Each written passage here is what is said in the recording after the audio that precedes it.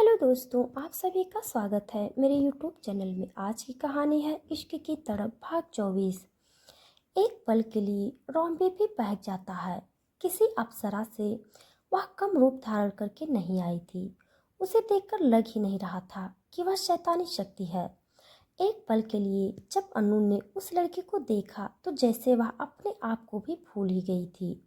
उसे पता है कि मेरे सामने जो लोग खड़े हुए हैं वह इंसान नहीं है। उन्हें वह बिल्कुल इंसान की तरह दिखाई दे रहे थे। इतनी खूबसूरत लड़की उसने कभी नहीं देखी थी। शायद निया को भी उसके सामने खड़ा कर दिया जाए तो निया उसके आगे कुछ भी नहीं लगी। रोम्बी के पिता ने जब उस बहरूपिया को देखा तो उसका मन अंदर से तिलमिलाता रहा। उसका मन कर रहा था कि मेरे बेटे को परेशान करने वाले इंसान को मैं अभी के भी मार दूं, लेकिन एक इंसान और एक शक्ति के बीच में भला कैसे आमना सामना हो सकता था। सुंदर सी दिखने वाली शैतानी लड़की ने अनु को नमस्ते किया और रोम्बी के पिता को भी नमस्ते किया। उन दोनों ने घबराते हुए उसका नमस्कार स्वीकार किया। वह बहरूपिया बोला, अरे आइए आइए, हम लोग कब से आपका इंतजार कर रहे थे। हम तो आपको हमारे यहाँ पर ले जाना चाहते थे, लेकिन रोम्बी चाहता था कि हम यहीं आपसे मिलें। आपसे मिलकर हमें बहुत खुशी हुई। आइए, मैं आपका भव्य स्वागत करना चाहता हूँ। और उन लोगों के आने से पहले ही उस बहरूपिया ने न जाने कितनी साज सज्जा और कितनी खान पान का सामान और न जाने कितनी दिखावटी चीज़ों को एक पल में उस महल के अंदर उतार दिया था, जिसे देख करके वह दोनों अचंभित हो रहे थे। अनु का मन घबरा रहा था। उसे समझ में नहीं आ रहा था कि वह उस लड़की के साथ में कैसे बात करे, क्या शुरू करे। वह अपने बेटे की शादी उस लड़की से हरगिज नहीं करवाना चाहती थी। बहरूपिया ने रोम्बी के पिता से कहा कि हम जल्द ही रोम्बी को अपनी बेटी विशाखा की शादी करवाना चाहते हैं। मेरी बेटी जैसी सुंदर आपको इस पूरे विश्व में नहीं मिलेगी। वह न केवल सुंदर है बल्कि बहुत सारी ऐसी कार्यकलापों में भी निपुण है जिसके लिए एक बहू की खोज की जाती है। मुझे यकीन है कि वह आपके घर की बहू बनने के बाद में आपको किसी भी चीज़ के लिए हतोत्साहित नहीं करेगी। अनु की भवें खड़ी थी, जुबान कुछ नहीं बोल पा रही थी।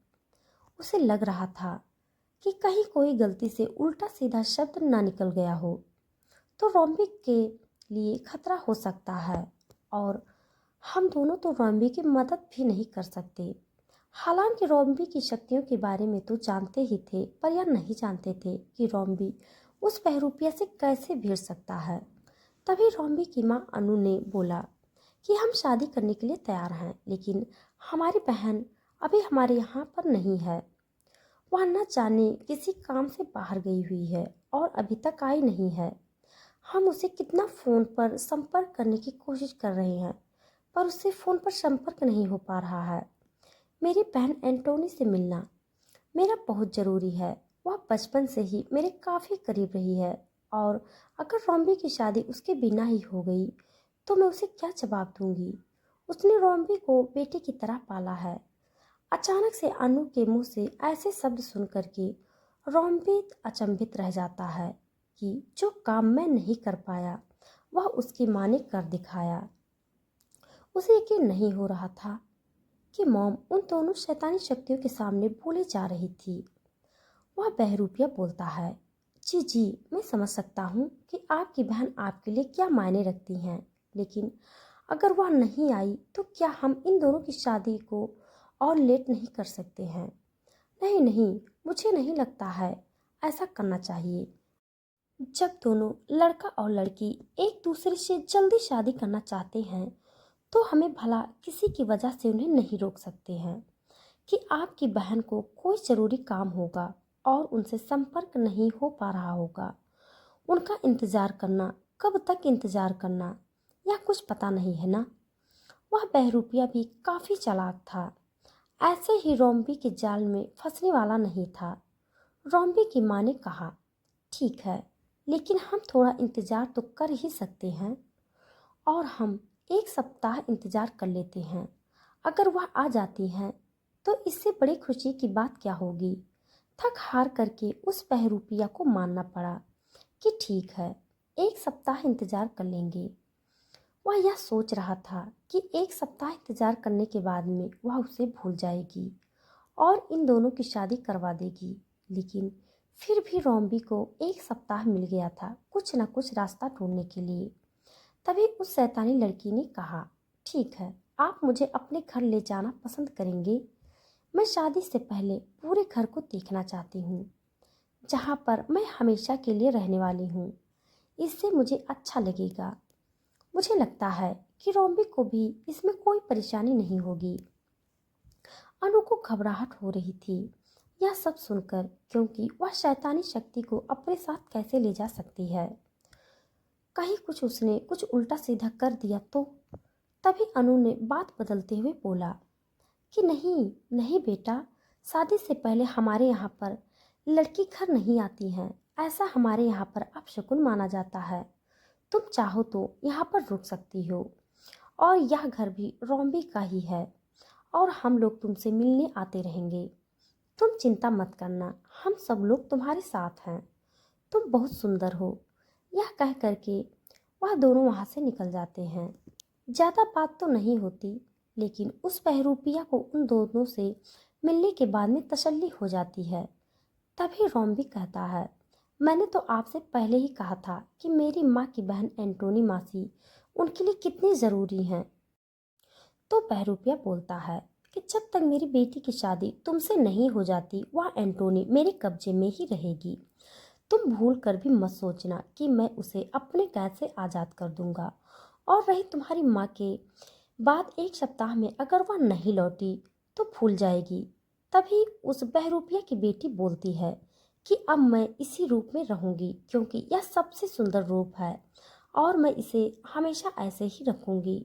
रोम्बी भी मन में सोचता है कि अगर इतने सुंदर रूप में रहोगी तो ऐसा न हो कि मेरा मन बहक जाए। तभी वो बोलता है कि मेरे सामने आप लोगों को यह नाटक करने की कोई ज़रूरत नहीं है। आप अपने असली रूप में आ सकते हो, बस दुनिया को दिखाने के लिए आप शैतानी रूप में नहीं रह सकते। रोम्बी कहता है, मुझे अभी जाना होगा मेरे मॉम डैड के घर पर। उन्हें कुछ तैयारियां करानी होगी शादी की। तो बहरूपिया बोलता है, क्या तैयारी करनी है? मैं चुटकी बजाकर सारी तैयारियां 1 मिनट में कर दूंगा। तो रोम्बी कहता है, नहीं, मैं नहीं चाहता कि आप ही अपनी जादुई शक्तियों का कर्तव्य मेरे माता पिता के सामने दिखाएं। अगर उन्हें शक हो गया तो वह मेरी शादी आपकी बेटी से कभी नहीं करने देंगे। तो बहरूपिया कहता है, तुम्हारी शादी तो मेरी बेटी से होकर रहेगी। अब चाहे न जाने कितने लोगों की बलि शादी के लिए चढ़ानी पड़े। यह उस बहरूपिया की इनडायरेक्टली में रोम्बी को धमकी दी थी कि अगर कोई भी उन दोनों की शादी के बीच में आया तो वह उसे खत्म कर देगा। तुम्हें जहाँ जाना है वहाँ जाओ, समझ लो 1 सप्ताह का टाइम है तुम्हारे पास में। जो करना है वह कर लो। 7वें दिन तुम्हारे और विशाखा की शादी होगी। यह सुन कर के रोम्बी वहाँ से निकल जाता है और सीधे अपने मॉम के घर पहुँचता है। वह निया से मिलने नहीं जाता, क्योंकि उसे पता होता है कि अब वह बहरूपिया उस पर नज़र रखे हुए है। जब वहाँ पर पहुँचता है तो वहाँ पर एक बहुत बड़े साधु महात्मा बैठे हुए होते हैं। तो रोम्बी बोलता है, यह कौन है मॉम? तो अनु कहती है कि यह काफ़ी पहुँचे हुए साधु महात्मा हैं जो तुम्हें इन सब परेशानियों से मुक्ति दिलवा सकते हैं। तो रोम्बी कहता है, आपको पता है ना कि मैं इन सब चीज़ों पर विश्वास नहीं करता। रोम्बी, तुम ऐसा कैसे कह सकते हो? तुम तो खुद इन शक्तियों से जूझ रहे हो। हाँ, मैं जानता हूँ, मैं खुद इन शक्तियों से जूझ रहा हूँ, लेकिन वह जिस लेवल की शक्तियाँ हैं उन्हें हम इंसान नहीं मिटा सकते।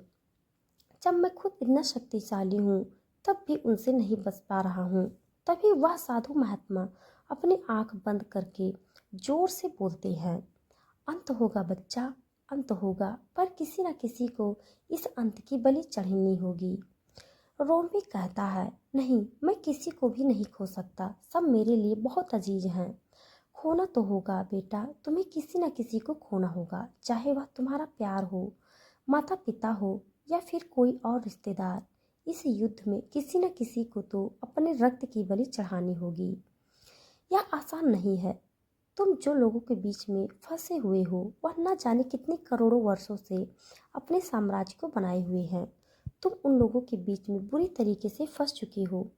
मेरी त्रिकालदर्शी नज़र कह रही है कि जो लड़की उन लोगों के बीच में फंसी हुई है उनके लोक में उन्हें बचाना असंभव होगा तुम्हारे लिए। नहीं, मैं मासी को कुछ नहीं होने दे सकता। उन्हें कुछ नहीं होगा। तुम दो शक्तियों के बीच में फंसे हुए हो। एक तो तुम्हारा श्राप जो तुम्हें तुम्हारे प्यार से शादी करने नहीं देगा। अगर तुम उससे शादी करोगे तो अगले ही दिन वो मर जाएगी।